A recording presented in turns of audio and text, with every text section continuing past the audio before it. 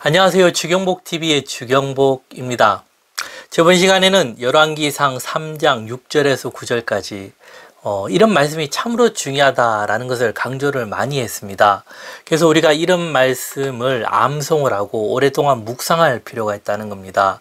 그래서 이런 말씀은 묵상을 하면은 이제 한 번에 다 이렇게 알아지는 것보다 조금씩 하다 어느 순간에 보면은 이 사건이 클로즈업 될 때가 있습니다. 그때 참 많은 감동이 있어요. 그래서 그때까지 무엇이 필요하냐 하면 인내가 필요하다는 겁니다. 그래서 성경은요, 절대 한 번에 쉽게 되지가 않습니다. 우리가 성경을 배울 때 너무 빨리 급하게 배우려고 하는 것도 안 좋다는 거 꼭 기억을 하시기 바랍니다. 그래서 6절에서 9절까지가 어떤 내용인가 하면은 여기 솔로몬과 하나님과 대화하는 장면입니다.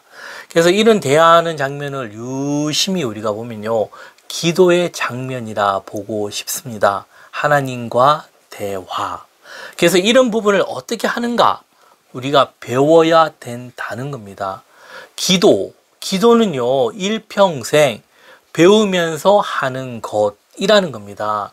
근데 배우지 않고 나의 방법대로 해 나가면요, 열심히 할수록 어떻게 됩니까? 어긋나기 쉽다라는 겁니다. 예를 들어 이렇게 강의하는 사람들 있지 않습니까? 아니면 무엇을 이야기하거나 운동선수라면 무엇을 레슨하거나 이런 사람들이 어떻게 해요? 뭔가 배우고 실력이 있고 합당한 것을 토대로 기준을 삼지 않습니까? 근데 특이하게 이 기도라는 세계가 오면요, 배우지 않고 자신 혼자만이 앉아서 기도를 하면서 내가 최고다. 참 이게 너무나 많은 것 같아요. 이게 위험해요. 기도는요, 어떻게 해요? 배워야 됩니다. 어디서요? 하나님의 말씀에서 배워야 됩니다. 이게 평생 배우고 우리가 풀어가야 될 숙제라는 겁니다. 내가 기도가 완벽하다. 그것은 예수님밖에 없어요. 우리 사람은요, 부족한 존재입니다. 이 세상에 슈퍼맨은 없습니다. 사람들 중에.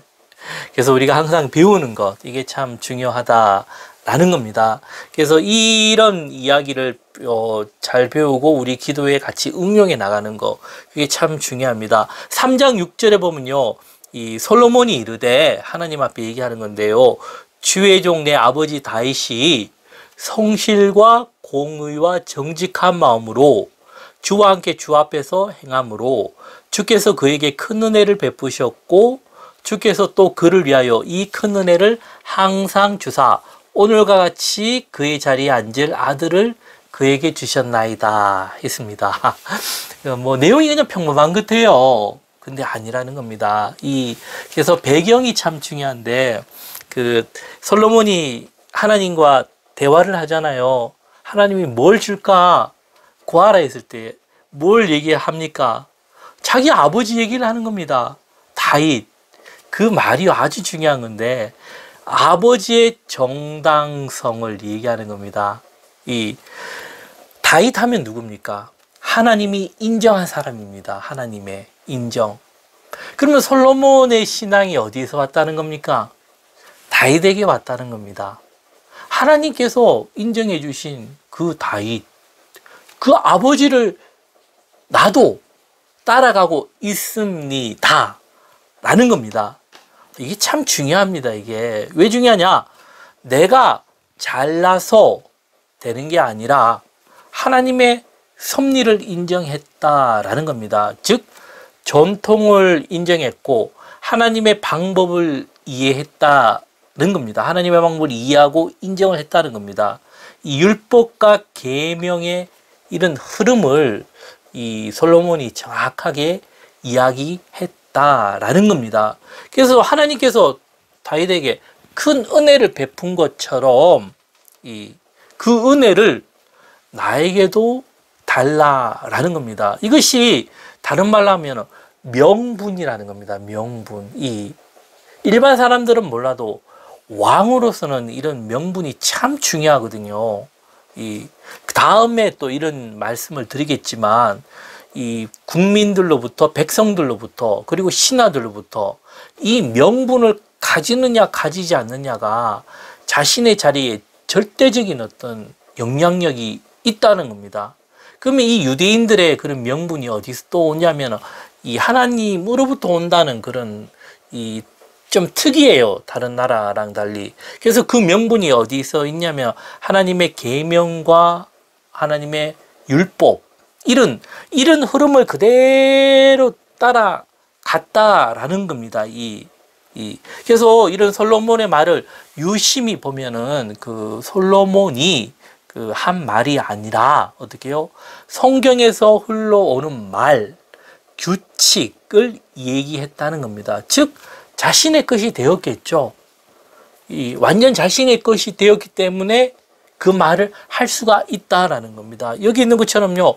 다윗이 성실과 공의와 정직한 마음으로 주 앞에서 주님과 함께 행했고 그 삶에 하나님께서 크신 은혜와 복을 주셨던 것처럼 저에게도 그 은혜를 달라는 겁니다. 그래서 그 안절 자리에 아들을 줬다는 겁니다. 그 아들이 누굽니까? 솔로몬. 그래서 솔로몬이요, 하나님 그 아버지처럼 저도 그렇게 해 주십시오. 이게 아니라 이런 명분과 이런 것을 먼저 이야기했다라는 겁니다. 하나님. 그래서 하나님의 마음에 들도록 이야기를 했다는 겁니다. 제가 지금 있는 이것이 내가 원하는 것보다 하나님께서 원했지 않습니까? 그리고 그 아버지처럼 저도 그런 마음이 있다라는 거. 이것을 먼저 얘기하는 겁니다. 소원을 얘기했을 때 하나님 지혜를 주시옵소서. 그게 아니다. 이런 부분을 먼저 이야기했다는 겁니다. 그 틀이 어디요? 율법과 계명에서 흘러오는 그런 생각들과 사상이라는 겁니다. 그래서 우리가 율법을 생각할 때요, 하나님의 율법이 뭐 단순히 지키라 지키지 말라 이것이 죄다 죄가 아니다, 율법이 오면 뭐 막 먼지가 일나서 뭐 이렇게 되었다, 뭐 그런 말들이 많은데 그렇게 보는 것보다요, 이런 율법과 계명이요, 우리가 생각하는 도구가 되어야 돼요. 기준. 이 철학과 사색의 도구가 되어서 이것이 우리 삶에서 움직여 나가는, 하나 예화를 들면요, 누구나 다 알듯이 그 컴퓨터, 뭐 핸드폰도 마찬가지죠. 톡톡한 컴퓨터로 얘기하면 윈도우라는 게 있죠. 윈도우 10. 그런 윈도우가 없으면 어떻게 됩니까? 아무것도 할 수가 없어요. 아무리 비싼 기계라도 윈도우가 실리지 않으면 소용이 없다는 겁니다. 그 윈도우가 기반으로 갖가지 프로그램을 다 움직여 나갈 수 있다는 겁니다. 이거와 똑같이 이 율법과 계명이라는 게 이게 죄를 지었다. 그러면서 이제 막 그 죄를 회개하고 뭐 나는 죄인이다. 그렇게 들어가는 게 아니라요. 이런 계명과 율법이 윈도우처럼 하나의 생각하는 도구, 철학과 사색의 도구가 되면서 어떻게 해요? 나의 삶의 모든 부분이 움직여 나가는 그 형태가 되는 거. 참 어렵습니다. 근데 이걸 계속 이렇게 따라오다 보면요, 이해가 될 거예요. 이래 되면 굉장히 마음이 가벼워져요. 성경에 대해서.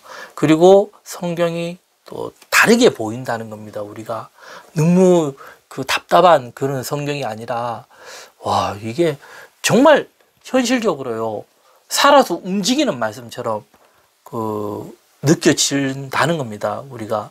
그래서 우리가 이 성경을 이렇게 이해할 필요가 있다는 겁니다.